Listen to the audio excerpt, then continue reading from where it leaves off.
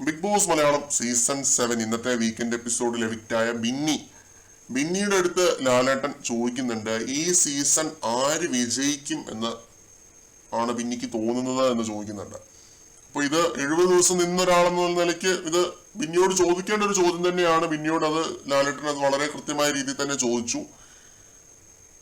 അപ്പോ ബിന്നി പറയുന്ന ഒരു ഉത്തരം എന്ന് പറഞ്ഞു കഴിഞ്ഞാൽ ഷാനവാസിക്ക.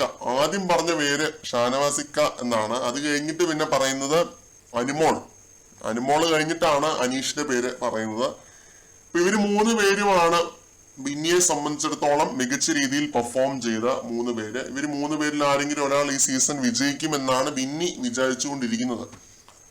അപ്പോൾ ഈ ഒരു പ്രഡിക്ഷൻ ഫൈനൽ അല്ല എന്ന് ലാലേട്ടനും പറയുന്നുണ്ട്, ബിന്നിയും പറയുന്നുണ്ട്. ഇത് ഇനിയുള്ള 4 ആഴ്ചകളാണ് നിർണായകമായ ആഴ്ചകളെന്ന്, ഒരൊറ്റ ബ്ലണ്ടർ മതി ഇത് മാറി മറിയാനെന്ന് ബിന്നി വളരെ വ്യക്തമായ രീതിയിൽ കൃത്യമായ രീതിയിൽ പറയുന്നുണ്ട്.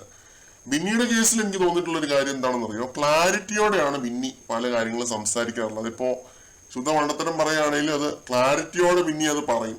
ബിന്നിയുടെ വാക്കുകൾക്ക് വളരെയധികം ക്ലാരിറ്റി ഉള്ളതായിട്ട് എനിക്ക് ഫീൽ ചെയ്തിട്ടുണ്ട്. ഇപ്പൊ എന്ത് കാര്യം പറയുകയാണെങ്കിലും അതിനകത്ത് ഒരു ക്ലാരിറ്റിയോടെ ബിന്നി സംസാരിക്കാറുണ്ട്.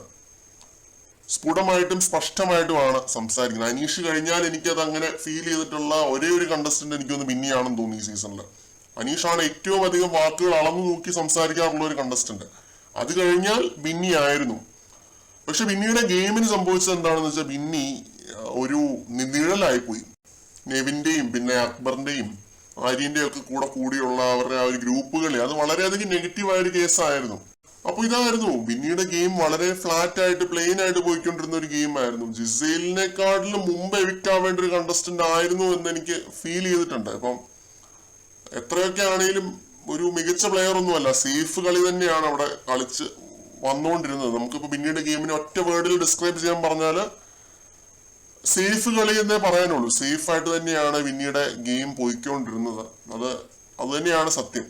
ഇപ്പോ 70 ഡേയ്സ് നിന്നത് തന്നെ വലിയൊരു കാര്യമാണ് ലാലേട്ടൻ പറയുന്ന പോലെ. അതിൽ തന്നെ ഒരാഴ്ച സ്വന്തം ഹസ്ബൻഡിന്റെ കൂടെ ബിഗ് ബോസ് ഹൗസിൽ സ്പെൻഡ് ചെയ്യാനുള്ള ഒരു അവസരം കിട്ടി. ക്യാപ്റ്റനായിട്ട് ഇരുന്നുകൊണ്ട് ഹസ്ബൻഡിന്റെ കൂടെ സ്പെൻഡ് ചെയ്യാനായിട്ടുള്ള ഒരു അവസരം കിട്ടി. ഇതൊക്കെ once in a lifetime ഓപ്പർച്യൂണിറ്റിയാണ്. അപ്പൊ ഇങ്ങനെയൊക്കെ ഉള്ള നേട്ടങ്ങൾ ബിന്നിക്കായിട്ട് ലഭിച്ചിട്ടുണ്ട്. അത് നല്ല കാര്യമാണ്. ഇങ്ങനെ എനിക്കൊന്ന് ബിഗ് ബോസ് മലയാളത്തിന്റെ ചരിത്രത്തിൽ ഇങ്ങനെ ഒരാൾക്കേ ലഭിച്ചിട്ടുള്ളൂ. ഒരാഴ്ചയൊക്കെ ഫാമിലിയോടെ നിൽക്കാൻ പറ്റിയിട്ടുള്ള, ഹസ്ബൻഡോട് നിൽക്കാൻ പറ്റിയിട്ടുള്ള. അപ്പൊ ആ ഒരു വിഷ്വൽസും കാര്യങ്ങളും ഒക്കെ എഡിറ്റിലൊക്കെ വന്നപ്പോൾ നല്ല രസമായിരുന്നു. കൂടുതൽ അപ്ഡേറ്റ്സുമായിട്ട് വീണ്ടും കാണാം.